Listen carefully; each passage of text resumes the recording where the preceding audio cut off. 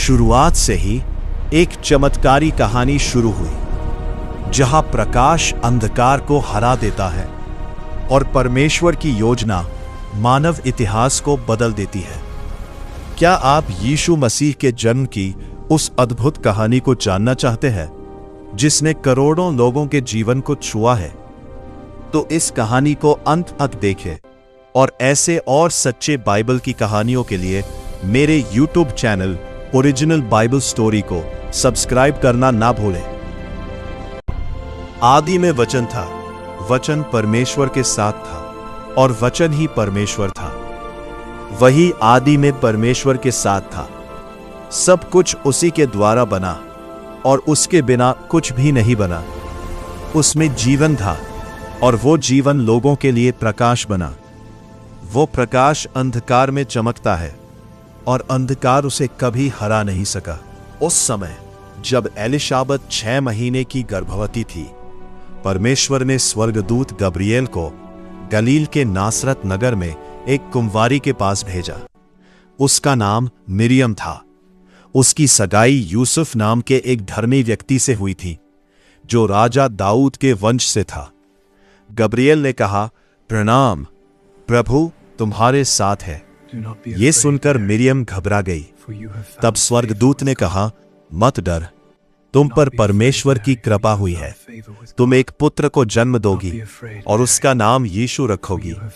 वो महान होगा, परमेश्वर का पुत्र कहलाएगा और उसका राज्य कभी खत्म नहीं होगा। मिरियम ने पूछा, ये कैसे हो सकता है? स्वर्गदूत ने कहा, पवित्र आत्मा तुम पर आएगा और परमेश्वर की शक्ति तुम्हें ढक लेगी। इसलिए जो बच्चा जन्म लेगा वो परमेश्वर का पुत्र होगा। तुम्हारी रिश्तेदार एलिजाबेथ बहुत बूढ़ी है, फिर भी वह एक बेटे को जन्म देने वाली है। लोग कहते थे कि उसके कोई बच्चा नहीं होगा, लेकिन अब वह 6 महीने की गर्भवती है, क्योंकि परमेश्वर के लिए कुछ भी असंभव नहीं है। मिरियम ने नम्रता से कहा, मैं प्रभु की दासी हूं, जैसा आपने कहा है वैसा ही हो। फिर वह एलिशाबत के पास गई। जैसे ही उसने उसे नमस्कार किया, एलिशाबत के गर्भ का बच्चा खुशी से हिलने लगा।